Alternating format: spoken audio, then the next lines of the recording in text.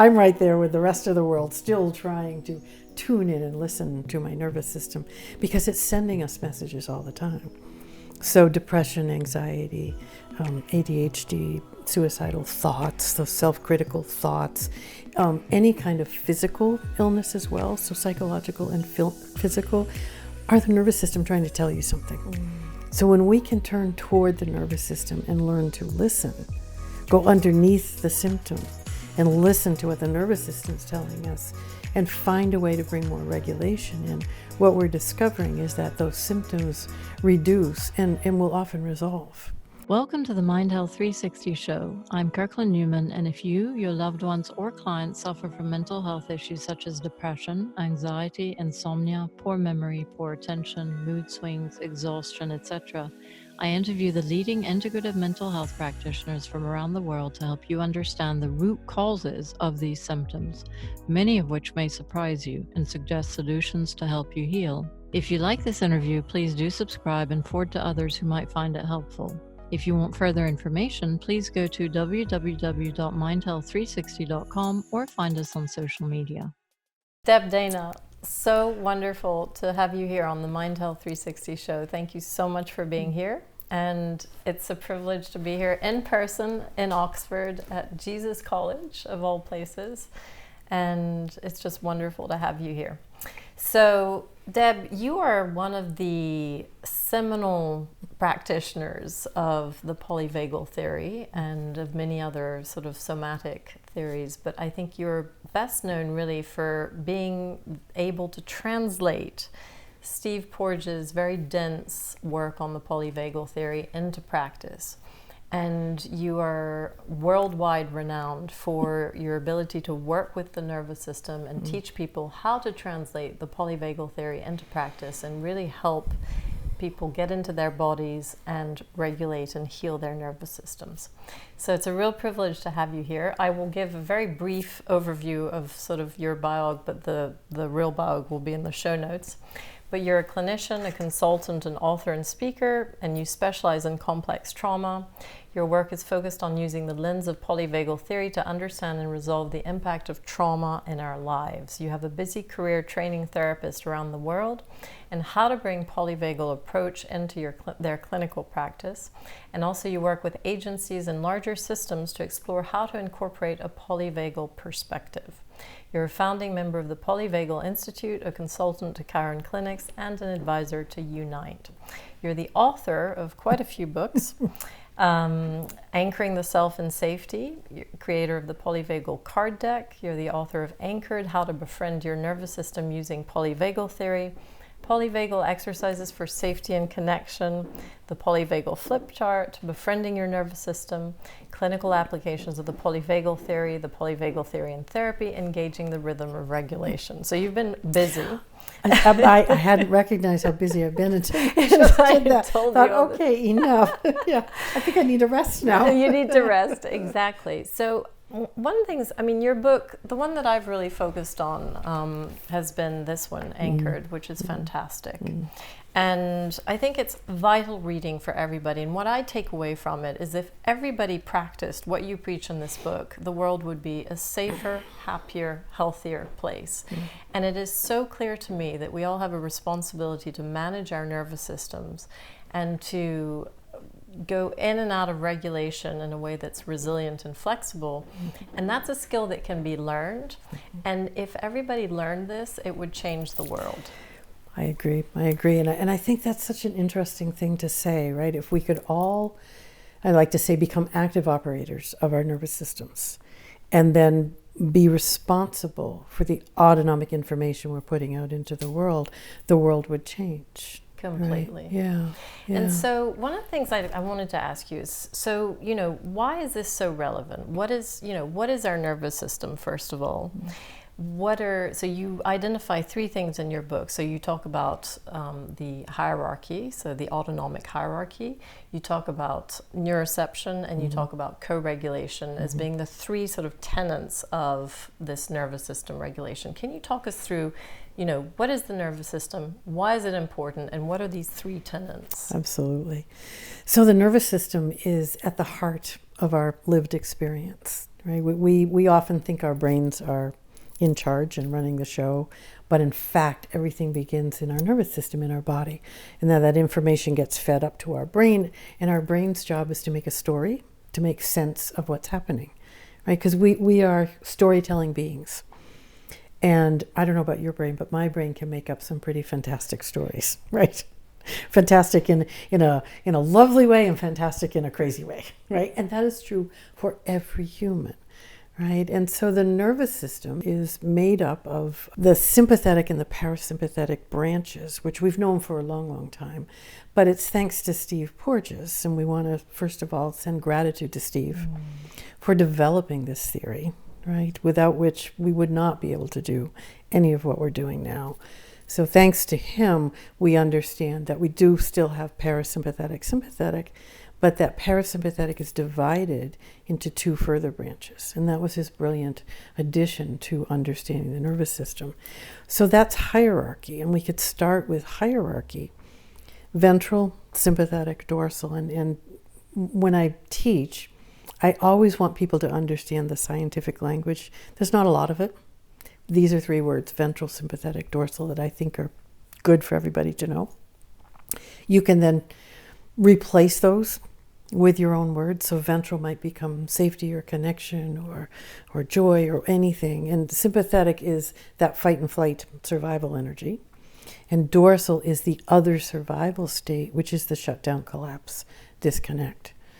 And this is a hierarchy because we move from ventral. Ventral is the place that I think our nervous system longs to be. And I also think inherently knows how to get to. So even if you think, oh, I haven't been to that place often recently, or maybe I've only visited a few times in my life because I'm in survival all the time, it still is in there, right? Every human has that ventral state wired in, and it's waiting to welcome you home. Right? So ventral is a place where we connect, communicate, feel safe enough, organized enough to meet the world with a bit of flexibility. When we leave ventral, the first place we go is to sympathetic fight and flight. Every human, sympathetic fight and flight. Anxiety and anger, those are the pathways that live there. If sympathetic manages to resolve the problem for us, we come back to ventral. But for so many of us, we get to sympathetic and we get stuck there, right? We can't get out of it and we can't find our way back. After a certain amount of time, your nervous system is going to feel trapped, stuck, can't escape that, and it will take you to dorsal, which is the bottom of the hierarchy and the place where we sort of go into that give up, despair, hopeless, shutdown place. And the flavor of that I like to talk about, because people recognize, is going through the motions but not really having the energy to care about it. That's a flavor of that last resort for your nervous system. So then it's ventral, sympathetic, dorsal going down. And because it's a hierarchy, we come up through the same way. So from dorsal, no energy, collapsed. I have to find a way to have some energy to come back in so I can come through sympathetic and find my way to ventral. And the challenge there is that as we begin to come back up, a lot of the time we re-enter that survival energy of fight and flight and get stuck there again and go back to shutdown. So we do fight, flight, shutdown in that never-ending loop that feels exhausting, right? So the trick is, as you're coming up from dorsal, to have just a gentle amount of energy come in. And instead of going into fight and flight, we travel this other pathway that takes us back then through sympathetic to ventral. So knowing that, and we have lots of ways to map that and get to know how that state comes alive for you, each of them, ventral, sympathetic, dorsal. But when we know that, we can say, where am I right now? And if I know where I am, then I can figure out what do I need to do to either stay in this place of regulation or find my way back. So that's the beauty of the hierarchy that Steve has outlined for us, that it's predictable and I can find myself and know what I need to do. So that's hierarchy.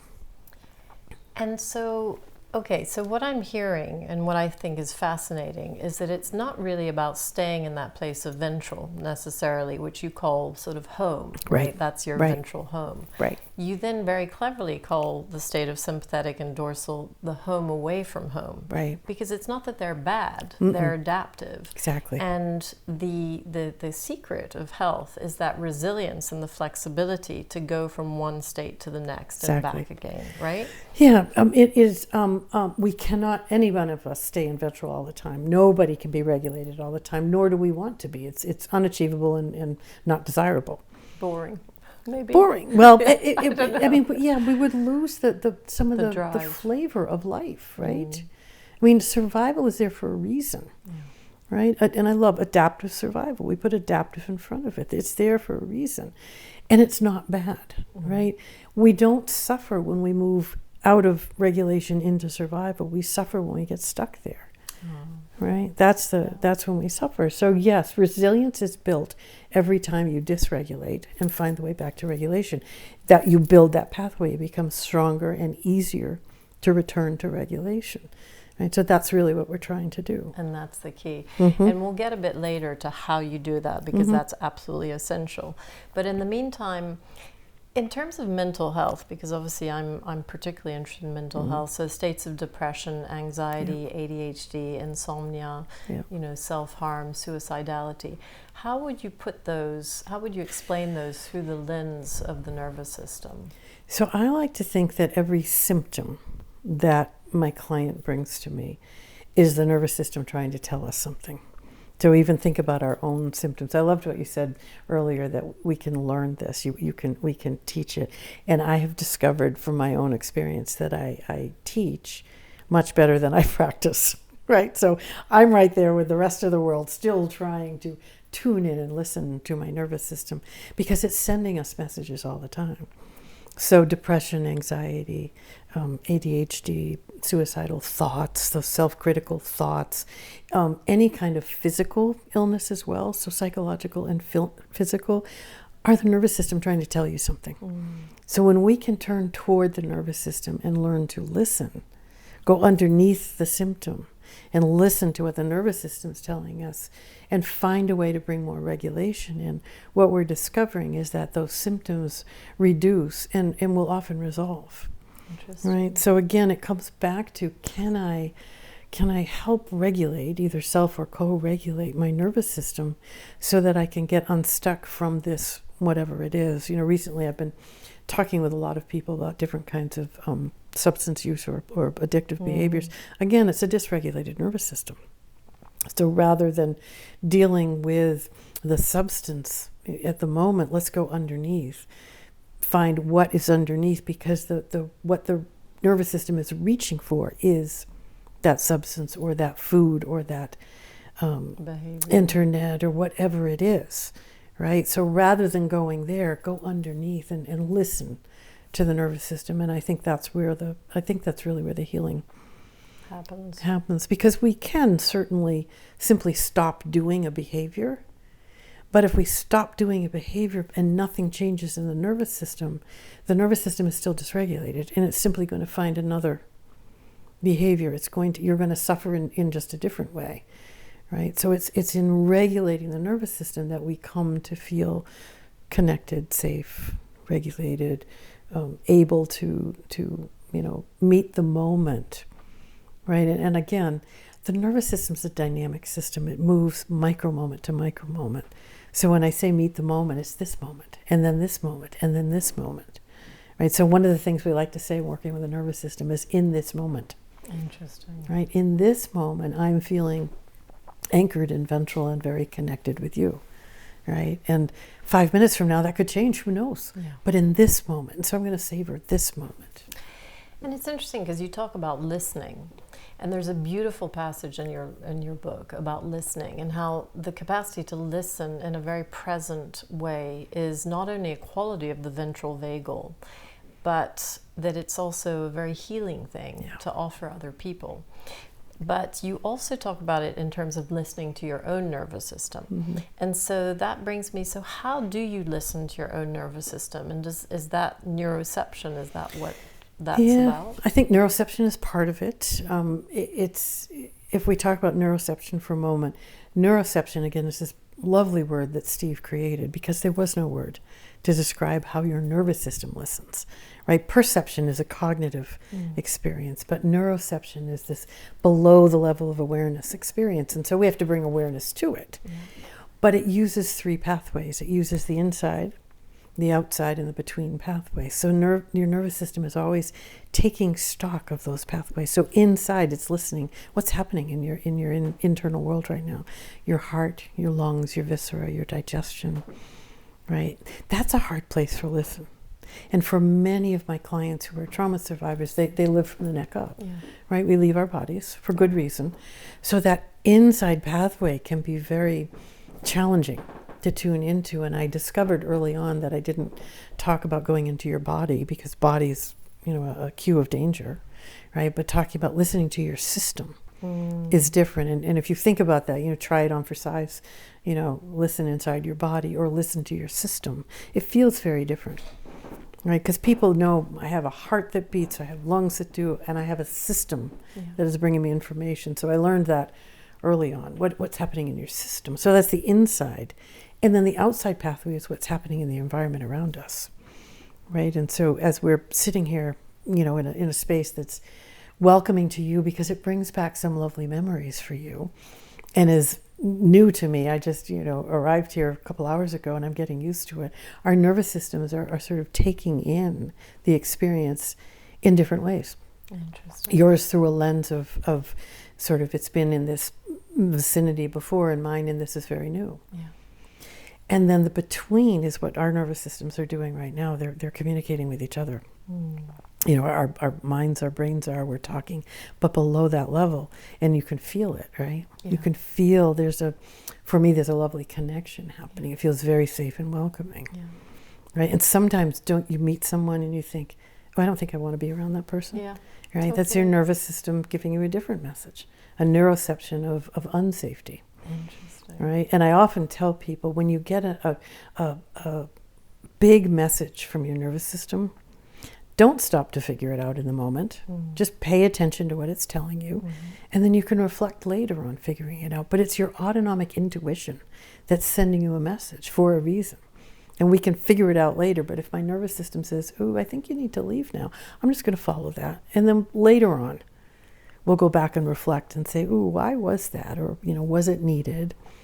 But in the moment, let's just follow what your nervous system. That's one of the ways we listen, and we're often taught to not listen. Well, I was going to ask you about that, because one of the things I find challenging is listening to my nervous system and listening to my intuition, because I'm so much in my head that it just overrides whatever instincts I have. And I was fascinated because you talk about, the afferent nerves. So basically 80% of our nervous system communication goes from our bodies to our brains. And we think everything's controlled by our brains, but actually it's our body that's mainly communicating to our brain. Only 20% of the information for our brains goes to our body. Yeah. But what do you do when somehow you've been taught by your parents or by your teachers or by some trauma in your past not to trust your nervous system signals? How do you...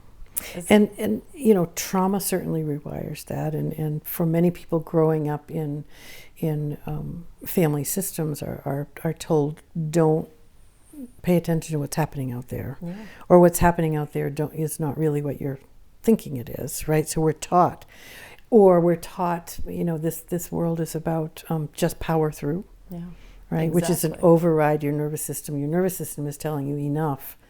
Just power through, don't listen to it. So we're taught to override. Exactly. And we have to learn that it's not only okay, but where we move into well-being when we pay attention, right? It's not lazy, it's not selfish, it's not all the labels that we tend to put on it when we say enough, right? Or no, I'm not going to do that, right? So again, it's a restoring that needs to happen, right? And when you said 80% up, 20% down, we're not discounting the 20% down, but we want the story that the brain makes up to be one of compassion and care and well-being and taking in all the information that your body is saying, your nervous system is saying, this is where you need to go in this moment, and pay attention to that. Right? Yeah, which is so, I mean, it's so important to listen to our nervous system. And also, I think what you're saying about overriding in our society is so the case. I mean, we're always overriding or being told, no, you're tired, but you've got to push through, or you've got to, so how do you live in a society? And one of my questions was going to be also, our huge crisis in mental health, because there's an epidemic in adult and teen mental health issues.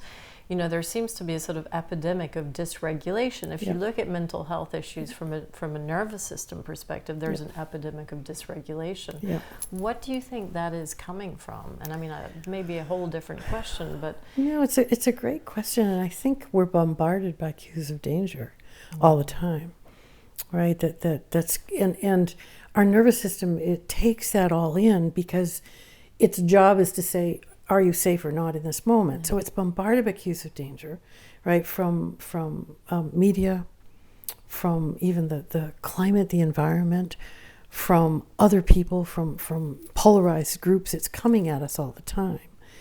And we're searching for the cues of safety. We're searching for the signs of safety. That's another thing the nervous system does. It also is searching, right? And when the cues of danger outweigh the cues of safety, we autonomically go into a survival state, right? That is your nervous system saying, I will keep you safe. Yeah.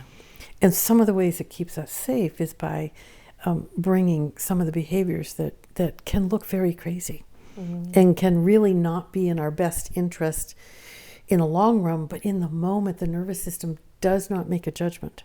That's not its job. It simply enacts a response, right? So, when I think about a bigger picture, and I do love that we just went there, and we think about that the key to coming back to well-being is to find a way to come to regulation. And maybe this takes us to that third organizing principle of co-regulation, because when I am around other beings who are regulated, my system feels it and begins to feel safe enough to come into connection and co-regulate, right? And that really is, that's what the nervous system longs for, to be in safe proximity with others, right? I think that's what's very challenging in the world we live in right now.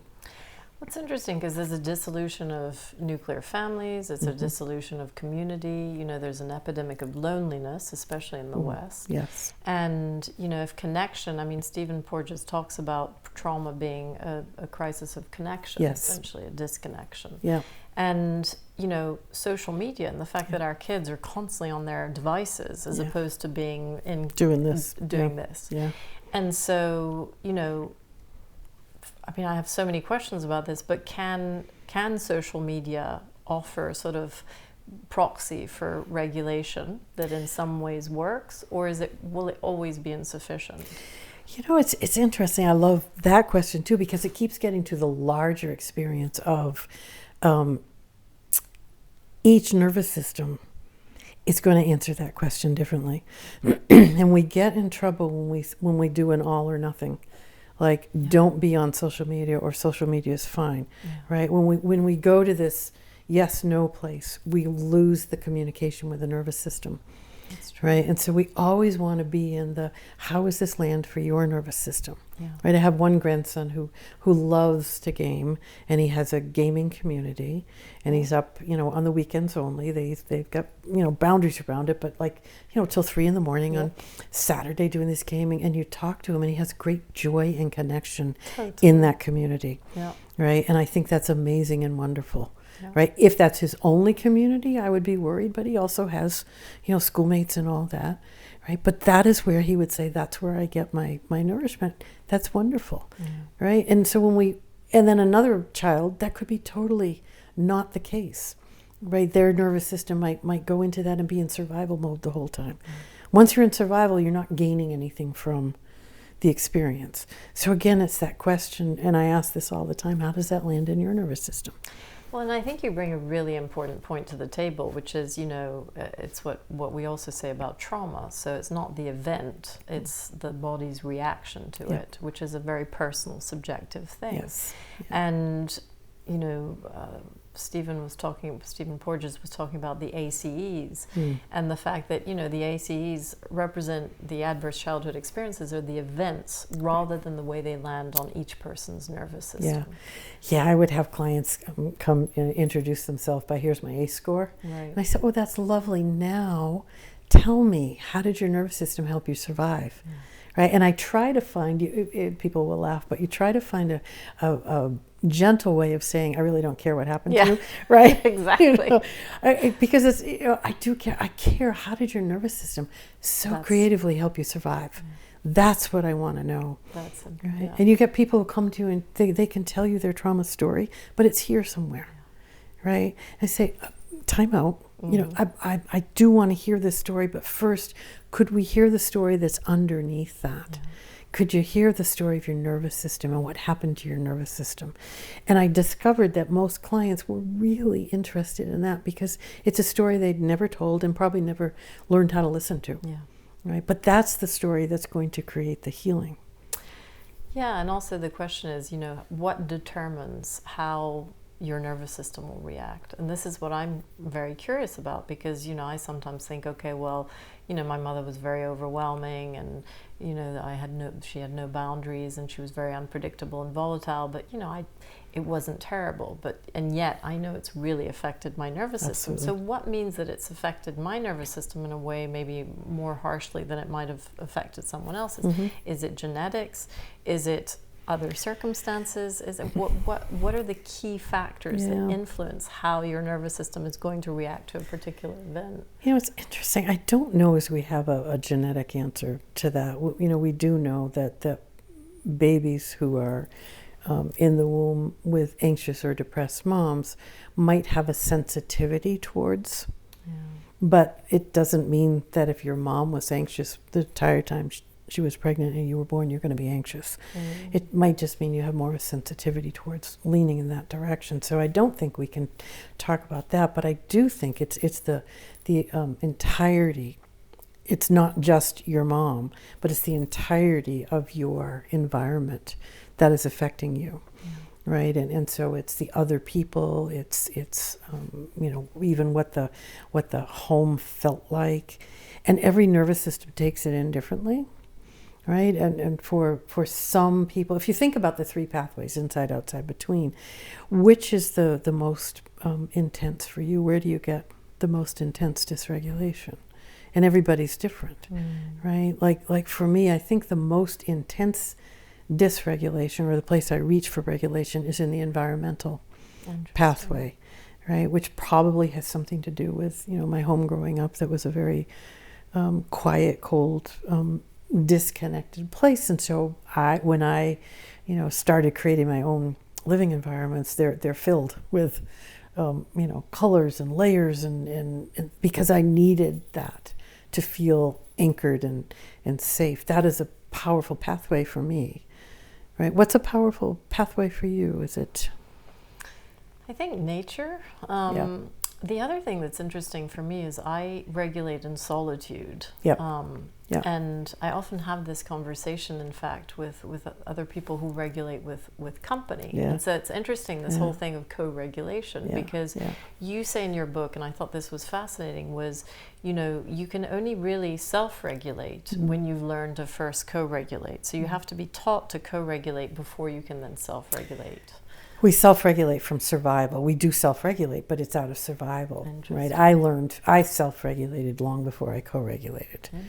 But that was from survival. There was no one around to co-regulate with who was a safe, predictable, regulated being, right? And so over the course of my lifetime, I have had to discover there actually are safe co-regulating beings in the world, right? Many of whom are we will look to our therapists who are a place that we can trust that we will be met by regulating energy.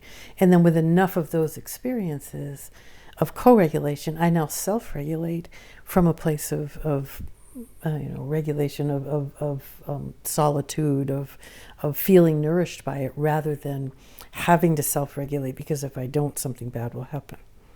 Yeah, and that's very interesting. And also the contrast between solitude and loneliness. So loneliness being such a big problem that, for instance, the UK has appointed a minister of loneliness because there is such a huge problem here, right? Yeah. And so what is the difference between loneliness and solitude? And I think you talk about this beautifully in your book, is that, solitude is very nourishing to the nervous system as long as it's not loneliness. Yeah.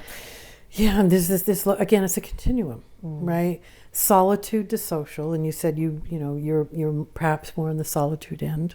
If we're, it's a continuum. Where do you find yourself feeling most at home? And I'm more on the solitude end, right? And then I have a couple friends who are on the social end, and it's always curious to me. I love it. It's just not me, and that's fine. Same. Yeah. And yet, even in solitude, we know we also need to move towards social, right? We move back and forth, and the people in social also need to have times of solitude. That's all within the ventral regulated, safe connecting spectrum. You can go, research says, from social to too social. That can be too much and can push you into survival energy. The solitude to lonely has been studied a lot, because loneliness is a worldwide epidemic, right? When you're moving from solitude to being alone too long, which becomes loneliness, when you start to feel your nervous system go from, feeling filled to draining, right? That's the easiest way to think about it, right? And it's a move from ventral to survival energy. And loneliness can activate the sympathetic drivenness to find, right? Have to have, or it can activate the dorsal hopelessness, despair. It'll never happen. And often there's a movement between the two. Yeah, that's so interesting. And also there are a couple of points there. So one, you talk about draining. And in your book, you talk about the 4 states. You talk about, drained, draining, good enough, and then full. Right. And you talk about the tank, the sort of nervous system tank. And I thought that was fantastic. Yeah. And we have to be able to feel where we are on that spectrum, so that we can then respond to our nervous system needs. Right. And then the other thing, when you talk about, solitude being a sort of survival thing, which is a slightly different energy. And you also make the point in your book that our societies, our Western societies, are very focused on going it alone and being independent and being, strong and able to survive on our own. It's a sort of survivalist instinct. Yeah. And you feel that we've gone too far in that direction. Yeah. And I think we've forgotten, that Steve calls it a biological imperative, which I love. It is imperative that we have safe connections with others when we come into the world in order to survive, but across our lifetime in order to thrive and live a life of well-being. We can't do that on our own, right?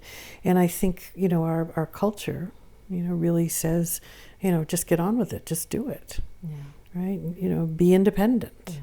Right? And there's nothing wrong with that as long as it's balanced with, reach out for help. Yeah.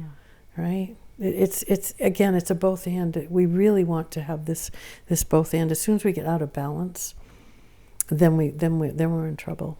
Right. And also the sort of selfishness, there's a sort of epidemic of selfishness in our society where we're not looking out for other people. And I think one of the beauties of also what you say in your book is when you're in a ventral state, you're much more compassionate, you're much more available to others, And only when I'm in that state can I be compassionate and available. It emerges from your biology. Compassion is not something that you can think your way into.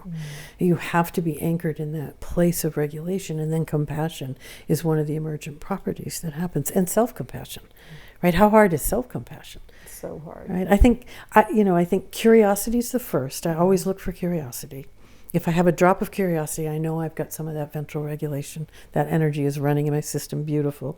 Compassion is the next thing I can usually find. Gratitude, compassion, those things.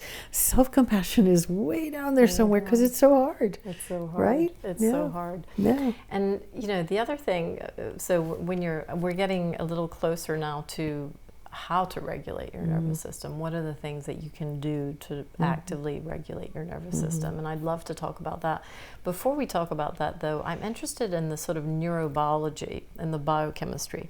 So in my world of functional medicine and functional psychiatry, it's all about sort of hormones and neurotransmitters and imbalances in those. And those are that's the language that we tend to use. Sort of, you know, depression and anxiety can be a neuroendocrine imbalance. How does that fit into the whole nervous system language? And how does that, you know, these disruptions in nervous system regulation, are they, you know, is it the same thing as talking about neuroendocrine hormones and neurotransmitter disruptions? And I'm very glad that you're going to be interviewing Sue Carter, exactly. who will talk about all this. You know, it is fascinating to me, and it's not my area of expertise. You know, I know we all feel when sympathetic fight-flight comes, we can feel the effects of cortisol and adrenaline. Whether it's that tiny moment, which is the sympathetic adrenal medullary response, which is quick and goes away. Like I have to jump because my dog just ran in the road, but then I come back and regulate. Or whether it's more long lasting, I'm in an ongoing experience of cues of danger that just keep coming at me and don't ever resolve. Right? But that we understand that and people understand, oh, I know that feeling. Right. The dorsal experience is harder because it's sort of this lack of anything. And I don't know what the neuroendocrine experience is around that. But it is fascinating to talk to people about that. And you know, people who take medication to find the way out of anxiety or depression.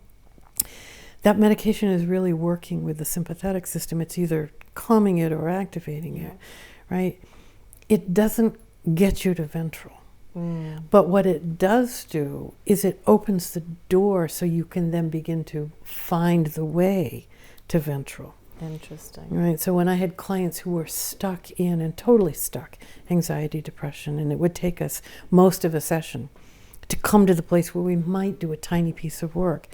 Then when we could find a prescriber who'd work with us and they could get on some kind of a medication to open the door so we could do the work, and then they don't need the medication later because their nervous system has helped them learn how to come into that regulation.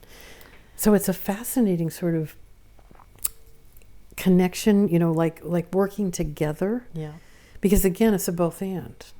Right, which kind of is the way we want to be. It's like, how do I use this and this to bring it together so that we can find the way to regulation? Completely. Yeah. And I mean, when you talk about dorsal, it makes me think of dopamine, sort of a lack of dopamine. You know, you're sort of like on the floor.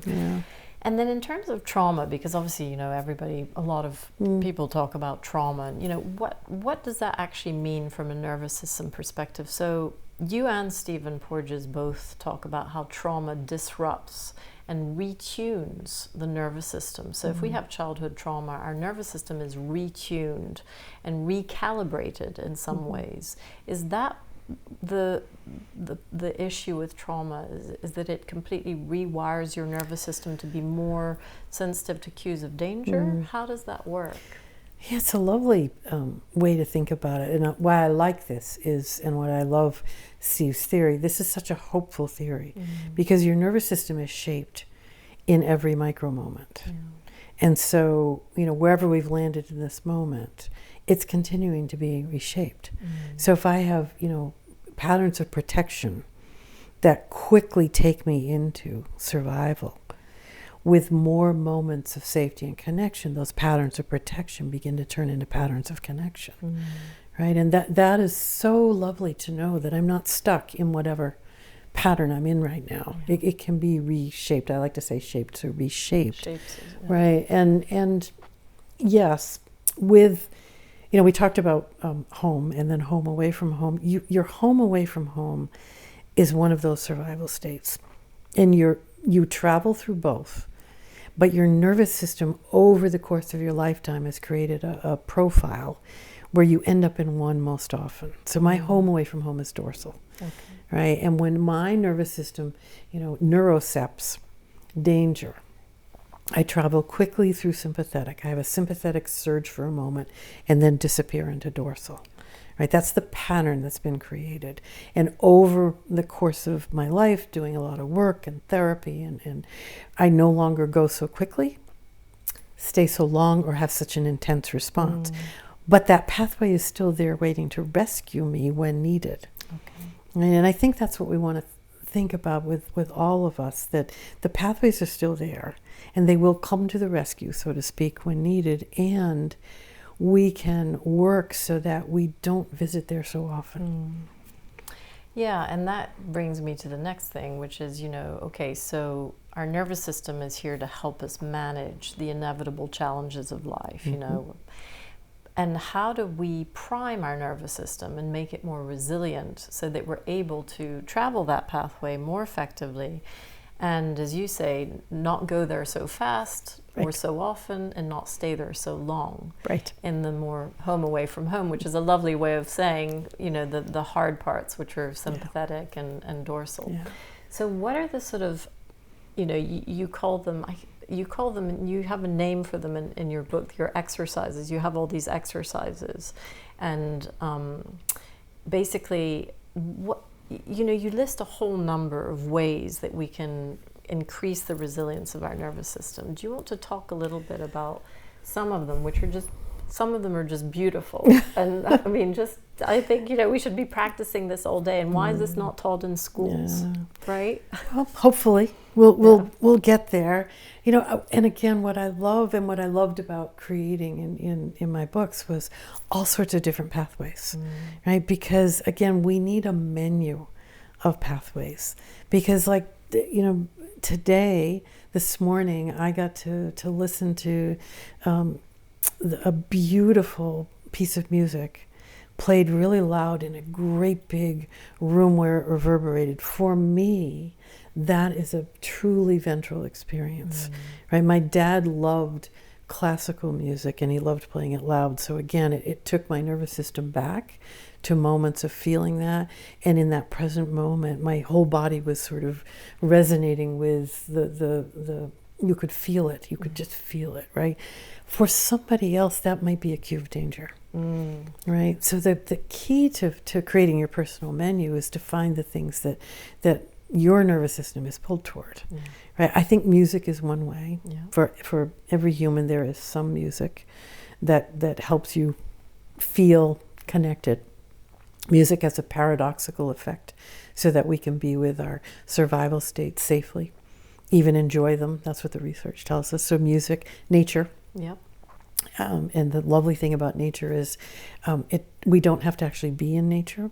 It can be images of nature. It can be movies of nature, right? The nervous system will respond to both because some people don't have nature out their window like we have right now, right? Like I have in my homes, which is lovely. I look out the window often.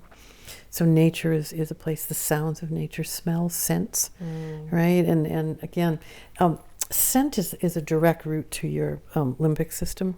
So scent can be very activating or regulating. And there's lots of research about fragrance, right? And lavender, we'll take that one. Lavender has been shown to be a calming, regulating scent. It is not for everybody. So you want to be careful when you're playing around with scent to think, how does this affect my nervous system? Right? And I love, one of the things I say is there's no right or wrong way. There's just the way of your nervous system. Remember that. Because lavender, and yes, for me it is very lovely, but I have many clients who do not bring lavender near them, right? So nature, music, scent, breath practices. Yes. And again, breath practices. Breath is an autonomic nervous system experience. Your nervous system is regulating your breath. So again, it is a direct route to changing nervous system state, making it a powerful regulator, powerful dysregulator as well. So we want to be careful. And I think that's one of the things I started with because I struggle with breath practices. They dysregulate me very quickly. Yeah. And I'm a clinician and I go to workshops and everybody gives you a breath practice and, let's start by just coming in. It's like, oh God, no. Please don't. I'm already dysregulated when you talk about that. And I went, oh, maybe it's not something wrong with me. Maybe it's just that my way of engaging with breath has to be different. So I encourage people, when you begin to learn from others, to think, does this fit for me? And why is breath difficult for you? Because I find it very difficult too. Do you? Yeah. And you're supposed to find it so regulating. I find it incredibly difficult. Right. Why do you think And I loved that how you is? said supposed, because should, supposed, the nervous system feels like a demand has been put on it. And as soon as the nervous system feels like there's a demand, it feels in danger. Interesting. Right? Everything has to be an invitation, not a demand. So if I go to a workshop and people say, let's find a way for everybody to just remember their breathing. That feels like, I can do that. Yeah.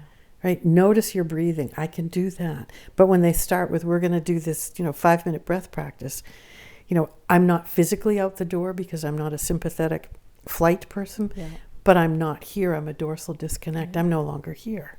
Right? And so, again, breath, I think what happens is our nervous system creates patterns of breath that keep us safe enough to move through the world. And when we begin to challenge or change those patterns of breath, it opens the door for all the stuff that's underneath the surface to come up. We want to be careful about that. I had a client who said, when I remembered I breathed, and when I started slowing my breath, I got scared. And I said, of course, because it opened the door for all this other stuff to come into awareness. That's so interesting. So what I do is I say, just notice your breath, because it will begin to change as you notice it. I love to teach about sighing, because sighing is something that we do spontaneously many times an hour. And we can also sigh with intention. And I find sighing for most people is gentle enough. Yeah. Right? And you can sigh in despair. You can sigh in frustration. You can sigh in relief. There are all different ways to sigh. And a sigh has been called a resetter of your system. So it gently interrupts both your body and your brain. Yeah. So sighing, I think, is probably my way. Maybe, you can sigh with me, right? Because that's like, I could do that. Yeah. Right. We can just about do that. Yeah. And then, the other thing you talk about in your book is the 4 different ways to sort of regulate your nervous system through connection. So you have 4 sources of self, connection. others, the world, and spirit, yes, which I love. And I love just having those 4 categories. It makes it easy, right? So connection to self. So that's that sort of, all of the voices that are inside, right? All of the parts of you that are vying for attention, right? And when I'm regulated enough, I can hear them all, right? If I move into survival, I'm only going to hear the critical ones or the shaming, blaming ones, right? Connection to others. We've talked a bit about how do we find safe others to be around. And sometimes the connection to others is remembering. Right? Remembering a connection. It doesn't have to be in the moment, going out to find one. That's true. Or just being around other nervous systems without any need to be connecting with them, but I'm around them. That can be that sense of being with others. The world, right? And how do we treat the world? And when we are in survival states, we do not treat the world well. Right? That's where the world is suffering because so many of us are dysregulated and not paying attention. Right? But from regulation, the world is welcoming and opening. And we want to have a relationship with it, right? And then spirit, and I think we don't talk about spirit that much in therapy anyway. And spirit is a lovely, however you experience spirit, whatever your word is, how you experience it. I think I talked about in the book these 4 pathways. I'm very grounded in my connection to self and to the world. I'm pretty good with connection to others. The connection to spirit is elusive to me, and it's still sort of unfolding. Right? So I didn't grow up with religion. I didn't grow up with spirit. So it was sort of a blank space. And then I started playing around, and I can feel very overwhelmed easily. So I have to go very slowly and have these experiences every now and then. I go, oh, that was spirit. Interesting. Right? So again, those 4 pathways that when you are regulated enough, when you have enough ventral circulating in your system, those pathways are open and welcoming, and you're curious about them. Completely. Mm-hmm. What about meditation and stillness? Because you talk a little bit about that, sort of sitting in stillness and silence. Yeah, and stillness, I think, is a very complicated nervous system experience, to say nothing of the brain experience, but nervous system, because to become still, you need to have dorsal immobilization and ventral safety connection working together. Yeah. And for most people, when stillness is a new experience, as you begin to move into quiet, you either go to shutdown, or your sympathetic nervous system gets very busy and says, no, you can't go there. Yeah. Right? And I think that for people who meditate, I don't meditate, but people who meditate, they have that experience of, the busy mind that they can't sit, or the disconnected, I floated away. Yeah. Right? For sort of me who's not a meditator, but, tries to find the way to stillness, the same is true. Right? And so, I talk about mindful moments, which are within reach of my nervous system. And I think I judge a lot of this on my nervous system, which is pretty sensitive to all of these things. So when I'm working with others, like a mindful moment, which might be a second. Yeah. Right? And then might work its way towards, 10 seconds or 20. I am never going to be someone who meditates for 15 minutes. I can tell you that right now.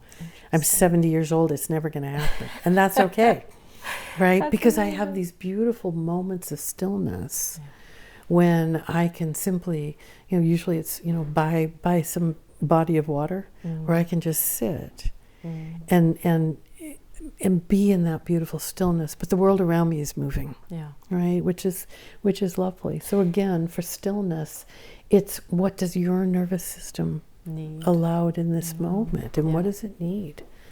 And when you talk, so one of the things, apparently you've become quite well known on TikTok for your glimmers. I love glimmers. So tell us, are those the mindful moments, or what are these glimmers? I love, I find people send me things, and recently I have done a lot of interviews, and everybody wants to talk about glimmers, which I love. I would be happy to talk about glimmers anytime. Glimmers are these micro moments of ventral, sparks of ventral that are all around us, are happening all the time, but we often move right by them without noticing them. And so a glimmer practice is to tune in and just notice, right? Like we're in a beautiful place where, if you look around, there's like something that catches your eye.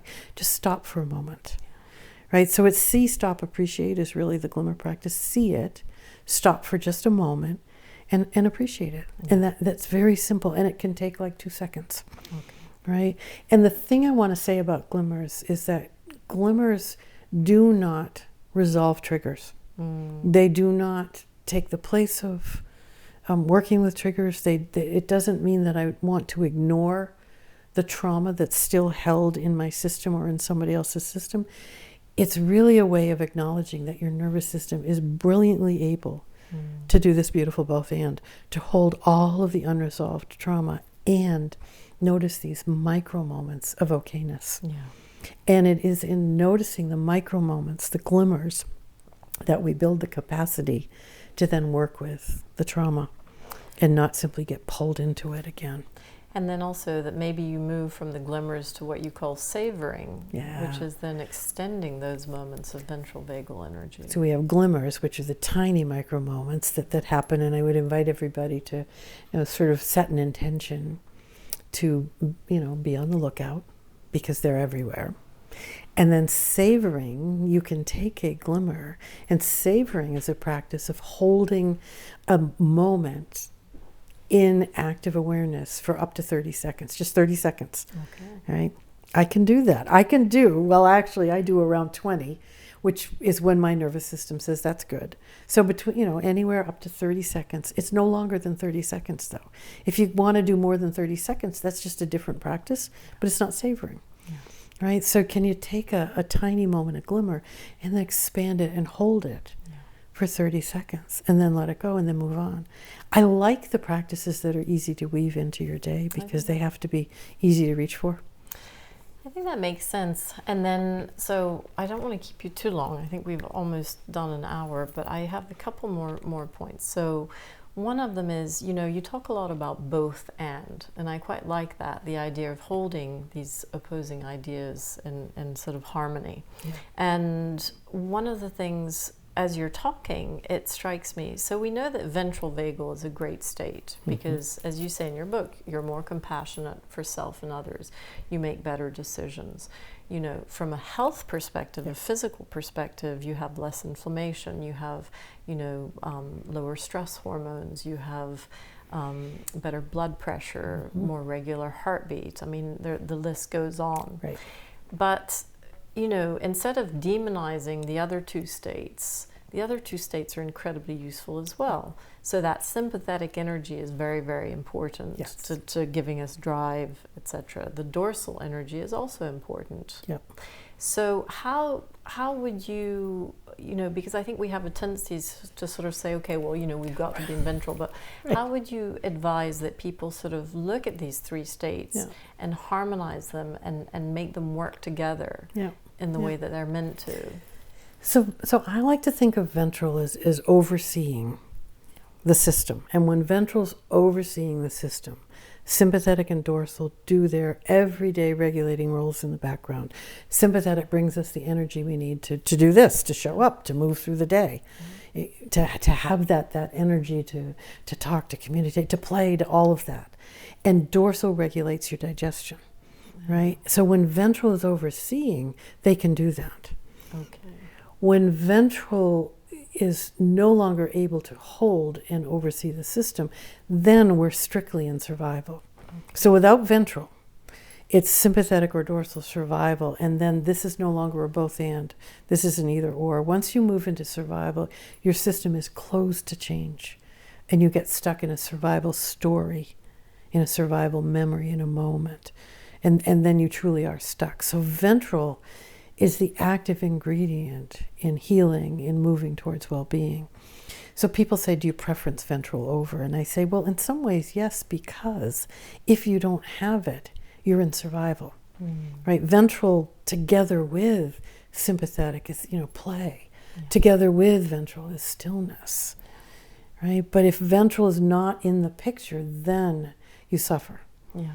So if we think about it that way, that it's a relationship between the three states that we're looking at, and as long as ventral is actively there with its energy, then, we can have sympathetic and dorsal working. And also, for people with trauma, right, coming to ventral does not mean ignoring trauma. We have this thing we talked about recently of toxic positivity. We're trying, or spiritual bypass, or any of these things where we ignore and go to ventral. For me, ventral allows you to go to sympathetic and dorsal safely and work with the trauma that's held there.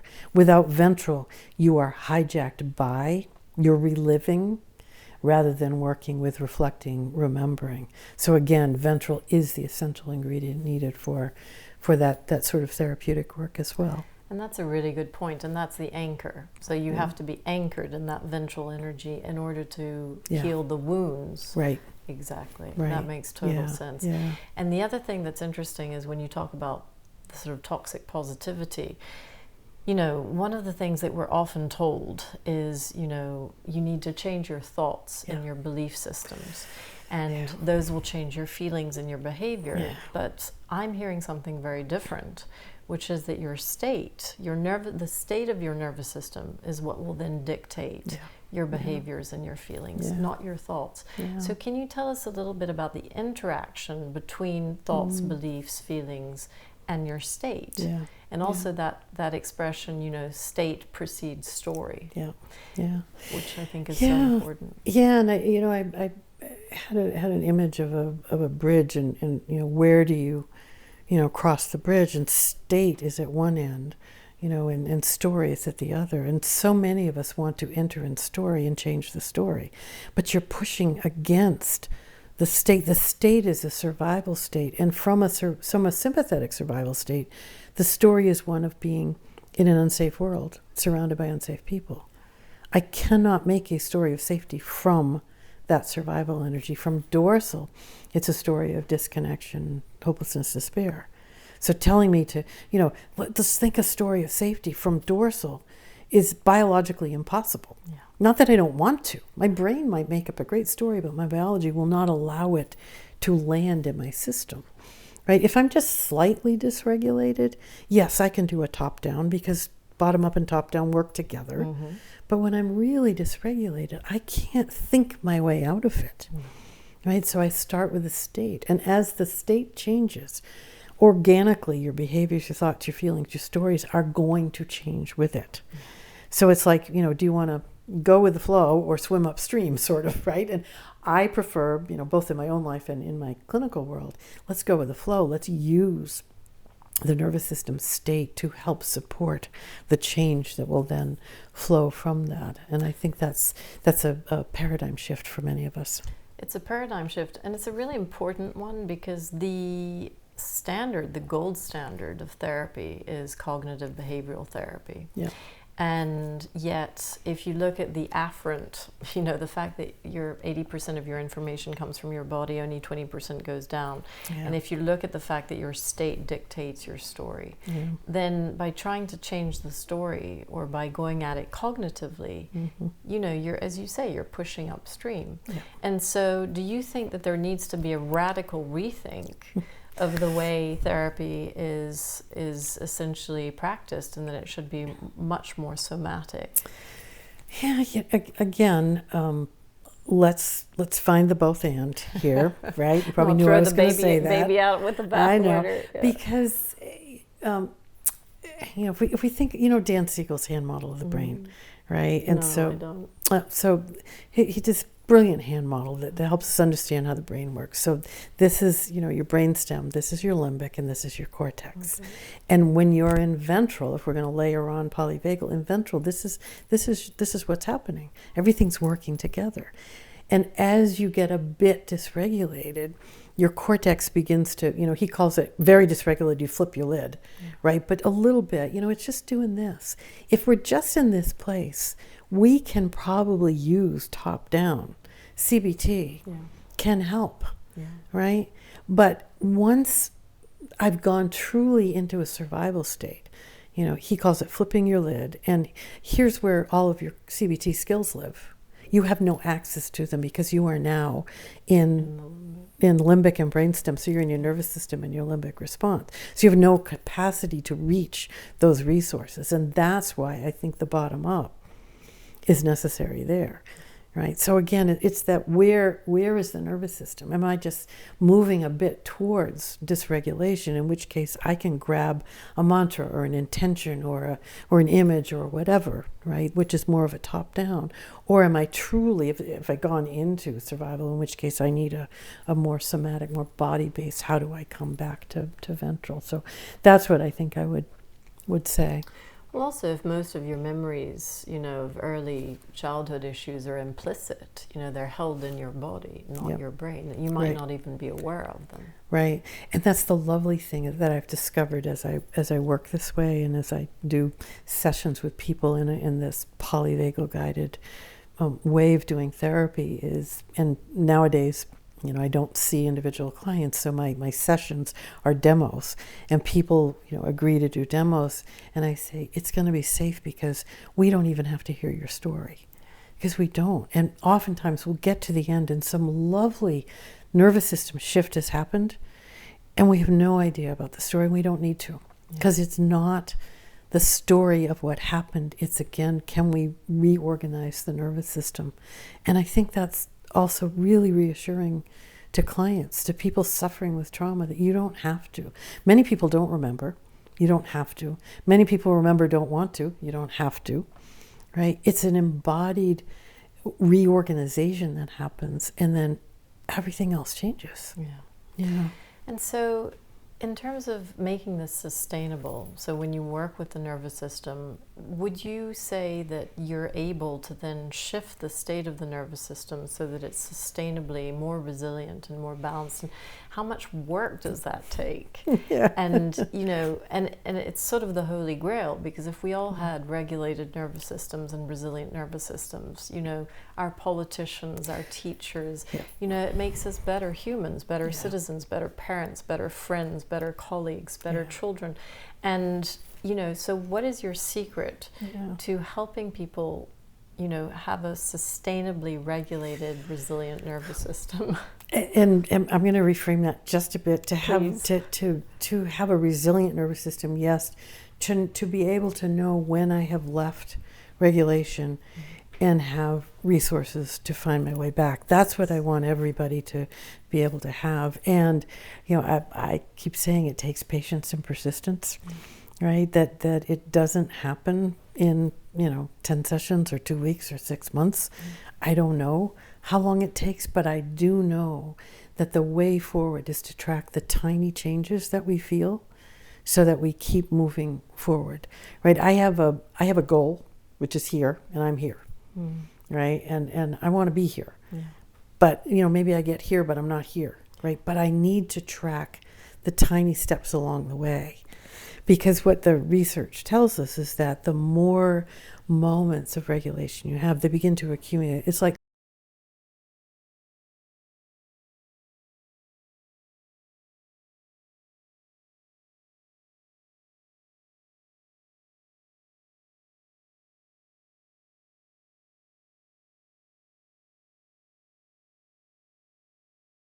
go to dorsal like I usually do. Or I didn't stay as long somewhere. It's those tiny, frequency, intensity, duration is what we're measuring. And as they change in tiny ways, that's like, oh, I am reorganizing, right? And we dysregulate on the way to re-regulating, right? So, you know, sometimes it gets messy on the way to reorganization, but again, it's like that's a sign of your nervous system reorganizing. And I think that brings me to my final point, which is about relationships. And one of the things you talk about a lot is rupture and repair. And that it's not the rupture that's the problem, but the repair. Just as it's not the, you know, dysregulation, it's the repair of regulation. It's the same concept. It is, yeah. And ruptures, actually, rupture and repair is a sign of a healthy relationship. When I was working with couples, and a couple would come in and say, we never disagree, we never have an argument, I go, oh, that's dangerous. Let's look at that, right? Because it's the nature of healthy relationships to rupture and then repair. In fact, Ed Tronick's work about early attachment, secure attachment, you know, his research says that, you know, parents of kids who end up with secure attachment are only in that attunement about 30% of the time. Wow. It's the fact that the parents recognize, and the other 70, they'll come back and make a repair. Right, so I sort of generalize that to my families and my couples that I work with, and think, you know, can you be connected in that resonant way 1 in 3 times? Right. Most people say I can do that. Yeah. Right. It's that you have to recognize the rupture, and you have to notice it and name it, and then make an attempt at repair. Right. And sometimes, you know, repair is a in the moment, I am so sorry. And sometimes it takes many, many times of coming back together to actually feel, not that there's a brain repair, because, you know, you say, oh, you know, I didn't mean it. You go, oh, that's okay. That's your brain, but your nervous system is still holding something. Right? So I want a nervous system response. I mean, does it feel like we've come back into nervous system to nervous system connection? Then I know the repair has been made. But yeah, it's normal, expected part of relationships, and we actually build resilience. And you know, the thing with parents and kids, they used to be called helicopter parents. I don't know what they are nowadays. Somebody said they were octopus or something. I don't know. But the parent who just wants to make sure their kid never, you know, suffers. And I get that. And yet, the kids who struggle, suffer, and come back to regulation get the support to come back are the kids that build resilience. If you are never challenged, you can't build resilience. So rupture repair is, you know, the natural part of healthy relationships. I guess it's sort of like hormesis, you know, sort of positive stress or eustress. So it's basically, you know, all systems need positive stress or hormesis. That's very interesting. And I think, so is there anything else? I mean, I have so many thoughts in terms of the practicality of how to make this sort of available to everyone. And, you know, what are the sort of 3 key principles that we can take away. And I mean, one of the things you said is awareness. Yep. I think an awareness of what's going on. I think so many of us are distracted all the time and we're not aware. Yeah. How can we increase that awareness and that sort of listening to our nervous system? Yeah. I mean, the nervous system just runs in the background. It's an implicit experience, and we have to bring it into explicit awareness in order to do anything with it. So it's that first step. I call it notice and name. Notice what's happening in your nervous system and name the state you're in. Once you notice and name, then you're on your way, right? But if it stays out of awareness, you simply enter into the story that comes from that state, and you think that is true. Yeah. That's the only story there is. So I think notice and name would be where it starts. Notice and name is key. And also, you know, so many people have this behavior, have crazy behaviors, and they don't understand why, or they have crazy reactions, they don't understand why. And I think notice and name is a great tip. Yeah, and remember that your nervous system is simply acting in service of your safety. As crazy as the behavior may seem, your nervous system is simply acting in service of your safety in the way that it is learned to do. Right, so if we can have that sort of big awareness, that's... And that compassion maybe for people who are dysregulated, or ourselves who are dysregulated. Yeah, and I think, again, the understanding my own system, and when I understand, then, you know, it doesn't, if I say, oh, that's my nervous system, that was a survival response. That's step one. It doesn't mean I'm not responsible for what happens, and I want to be clear about that, right? Understanding then leads me to, I am responsible for shaping this in a new way, or making the repair, or whatever that is, right? And then can I look at somebody else, and instead of labeling them as, you know, needy or bad or crazy or whatever, just dysregulated. Yes. Because if you're too needy, I don't know what I do with that.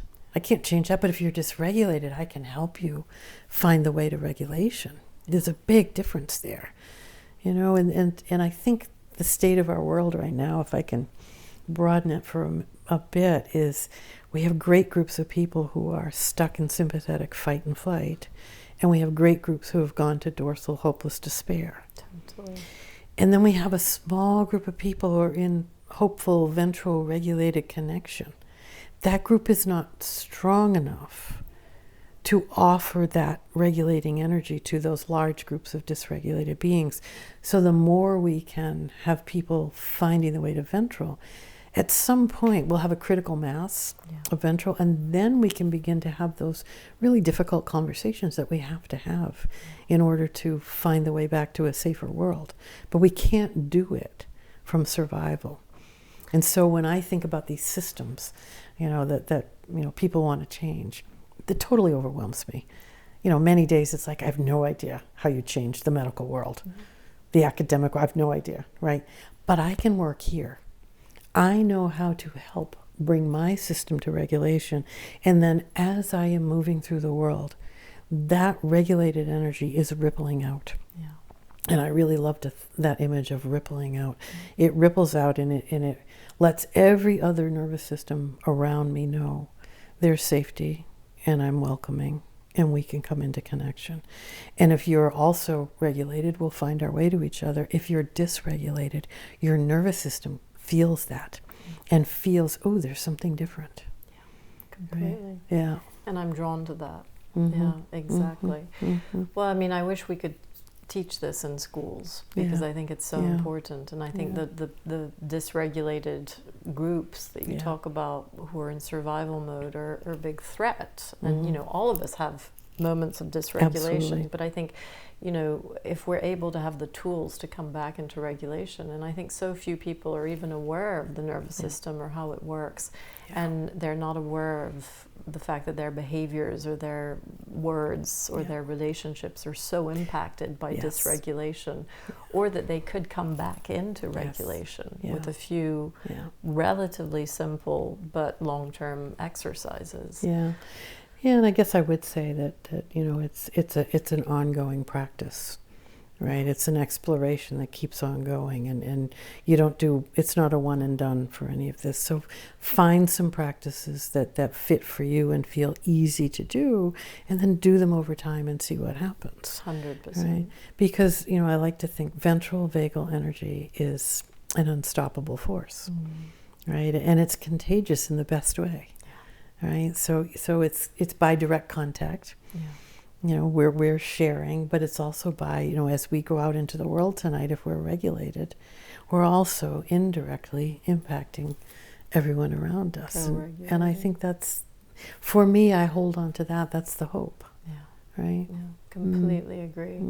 Deb, you're so amazing. Aww. You're really, really wonderful. Thank you. We need more of you. We need to clone you. We need you to be teaching this to the world and therapists everywhere. And thank you for the work that you do in the world. And it's very important and very, very beautiful. Thank you.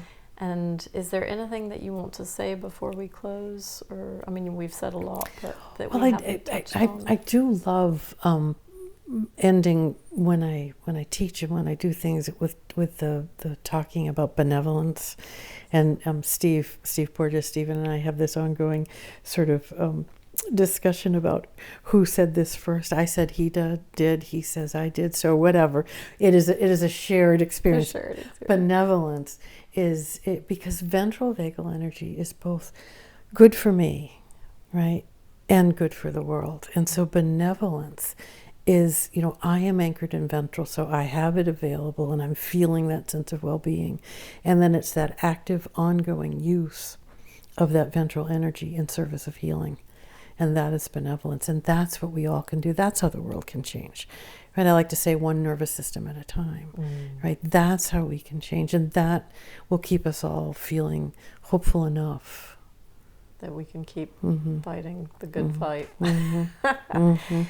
Yeah. Well, thank you so much, Deb Dana. All the information on how to reach you and your website. And so your website is called Rhythm of Regulation? Yes. And it's a beautiful website. And Deb Dana, all the information will be in the show notes. But thank you so much for your time and for the work that you do in this world. It's been such a joy. Thank you. Such a joy. Thank you so much. Thank you.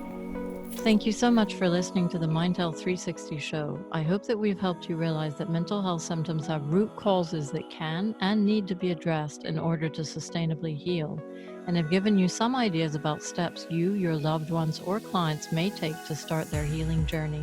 Please share this interview with anyone you think may find it helpful, and don't forget to subscribe to keep up to date with our latest interviews on integrative mental health. If you want further information, please go to www.mindhealth360.com or find us on social media. This information is for educational purposes only and is not intended to diagnose or treat any disease or to replace medical advice. Please always consult your healthcare practitioner before discontinuing any medication or implementing any changes in your diet, lifestyle, or supplement program.